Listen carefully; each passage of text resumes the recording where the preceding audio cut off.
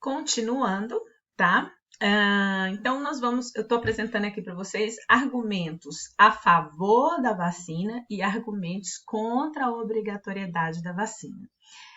A favor, a varíola matava mais de 4.000 pessoas todos os anos no Rio de Janeiro e a vacinação obrigatória tinha sido adotada com sucesso na Europa. Argumentos contra. Cada pessoa deveria ter o direito de escolher se queria ser vacinado ou não. Os soros e os funcionários da saúde não eram confiáveis. Os policiais usariam a força para vacinar as pessoas, a população. Então, é isso.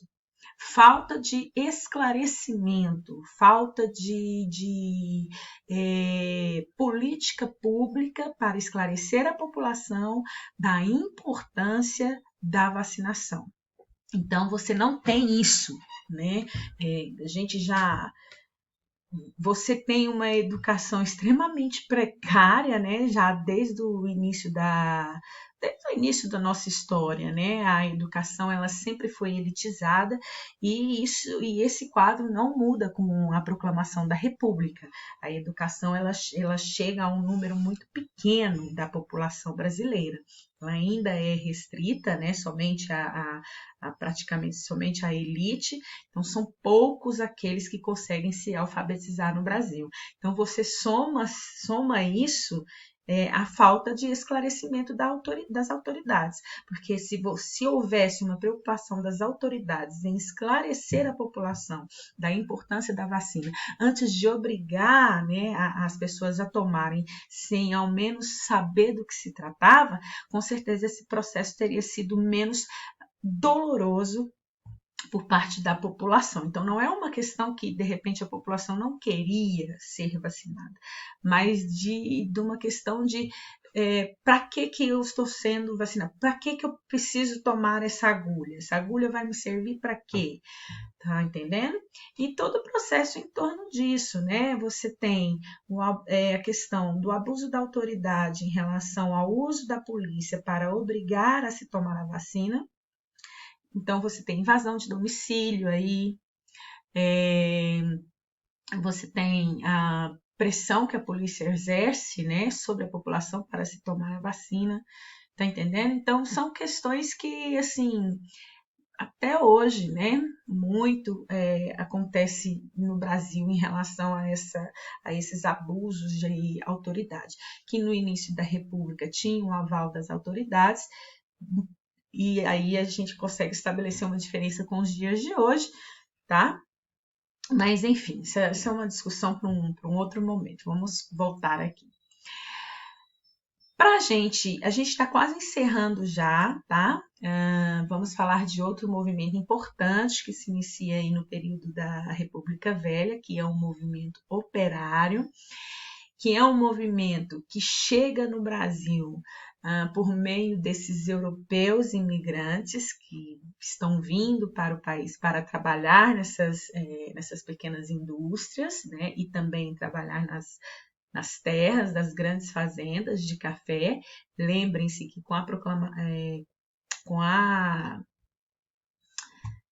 com o fim da escravidão, com os escravos libertos, muitos saíram, né, dessas fazendas, então os fazendeiros precisavam de mão de obra e ao invés deles apostarem nessa mão de obra negra, eles preferiram apostar na mão de obra branca, mas não é uma questão para ajudar o europeu a vir para cá, não, porque havia uma política de branqueamento por trás desse processo de imigração, e por eles acharem que os brancos eram mais desenvolvidos que os negros, né? Essa bobagem toda que a gente já sabe. Então, início do século XX, e aí uma questão interessante, que esses operários europeus que chegam no Brasil no início do século XX, eles já vêm lá da Europa com algumas coisas já conquistadas, né? Leis trabalhistas, salário, redução da jornada de trabalho, toda essa crise trabalhista que os europeus enfrentaram, eles enfrentaram no século XIX, mais precisamente na metade do século XIX para cá, seu final, entre 1850 a 1900. Então, eles já chegaram aqui no Brasil muitos deles já com essa experiência já dessa consolidação dos seus direitos. E quando eles chegam nas fábricas aqui no Brasil, eles enfrentam as mesmas situações que eles enfrentaram no início do século XIX, que é ambiente insalubre das fábricas, mal iluminado, sem ventilação, exploração da carga horária, né? Trabalhavam mais de 14 horas por dia, salários não acompanhavam o aumento do custo de vida, não havia férias, não havia aposentadoria, enfim. Em 1920, em São Paulo, 51% dos operários eram estrangeiros, enquanto no Rio de Janeiro somava-se 35%. E a maioria desse operariado era formado por italianos, portugueses e espanhóis, ok? Quais eram as ideologias? O socialismo, anarquismo, e os jornais operários anarquistas que divulgavam essas novas ideias. O Libertário, em 1904, Terra Livre, em 1905, A Voz do Trabalhador e a Plebe, em 1917. Entre os líderes anarquistas estavam Edgar Leonhardt, Everardo Dias e José Oiticica. Então, o socialismo, todos nós já sabemos, propõe a criação de uma sociedade igualitária e, portanto, sem classes sociais. Para se chegar a essa sociedade, os socialistas propunham a tomada do poder e o controle do Estado pelos trabalhadores até que as desigualdades sociais fossem eliminadas. O anarquismo defende também a criação de uma sociedade igualitária, no entanto, diferentemente dos socialistas, almejam a destruição do Estado, pois, por princípio, eram contrários à existência de qualquer tipo de governo. Então, os anarquistas, você tem a ausência do Estado. No socialismo, você tem o controle do Estado por parte dos trabalhadores até que as desigualdades sociais fossem eliminadas. A luta pelas 8 horas, né, que é a redução da carga horária de trabalho. Então, em 1906, no Rio de Janeiro, você tem o primeiro Congresso Operário Brasileiro. Ele foi conduzido principalmente por lideranças anarquistas e decidiu lutar pela jornada de 8 horas de trabalho e pela regulamentação do trabalho feminino. E em 1907, 1º de maio, operários fizeram várias greves com esse objetivo. O governo reagiu, reprimindo e prendendo esses trabalhadores. Além disso, o Congresso Nacional aprovou em 1907 a Lei Adolfo Gordo, que determinava a expulsão do país de imigrantes que participassem de greve. Mesmo com a lei, as lutas operárias continuaram intensas. E aí você teve a grande greve no ano de 1917 aqui no Brasil, que coincidentemente ocorre ao mesmo tempo que está chegando ao fim a Primeira Guerra Mundial e inicia-se o processo revolucionário na Rússia. 1917, Revolução Russa. Isso é muito importante. Então, você tem uma revolução do movimento operário russo, tá? Que a gente vai estudar no próximo momento. Então, são duas coisas que coincidem, tá? Então, os operários de São Paulo realizaram a maior greve ocorrida na Primeira República. Então, essa é a maior greve que ocorre no estado de São Paulo nesse período. Então, o movimento iniciou-se com a paralisação de algumas fábricas, na Moca e na Ipiranga, que são bairros da capital paulista, e logo se alastrou. Às portas de uma fábrica de tecido, que é os Matarazzo, a polícia abriu fogo contra a multidão, baleando o operário anarquista José Martins, que morreu no dia seguinte. E o enterro do jovem foi estupim de uma greve geral em São Paulo. Para voltar ao trabalho, os trabalhadores exigiam jornada de 8 horas e aumentos salariais, abolição do trabalho noturno para mulheres e menores de 18 anos, pagamento pontual, diminuição dos aluguéis e congelamento dos preços de alimentos, tá bom? Então, essas foram algumas das reivindicações. O movimento ele se alastra para os estados do Rio de Janeiro, Paraíba, Minas Gerais e Rio Grande do Sul. Em 1922, você tem a fundação do Partido Comunista Brasileiro. Os comunistas, ao contrário dos anarquistas, contavam com uma organização centralizada e nacional e eram favoráveis a participar das eleições, pois por meio delas eles esperavam, né, transformar a sociedade.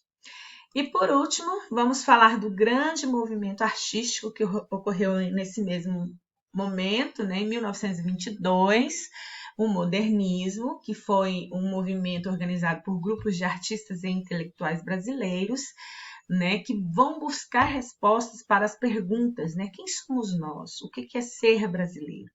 E aí reelaborar as influências culturais vindas do exterior, além de valorizar a cultura popular. Então, podemos dividir em dois momentos. O primeiro, em 1922, o importante era o processo de atualização e de modernização da cultura e o combate a qualquer forma de culto ao passado. Então, você tem aí meio que um rompimento com o passado brasileiro, né? Esse passado colonizador, esse passado de exploração, enfim, esse passado escravista, né? Então, você tem esse rompimento e um processo de modernização da cultura, tá? A partir de 1924, o essencial passou a ser a produção de uma arte inteiramente própria, tá bom? E por último aqui, você tem o modernismo no Brasil, uma primeira geração, ousadia e inovação. Esse é um quadro, né? Uma tela de Tarsila do Amaral, uma das maiores artistas brasileiras. Ela toma a frente, né, do movimento modernista do país. Essa tela é cartão postal do Brasil, feita em 1928, mostrando a cidade do Rio de Janeiro.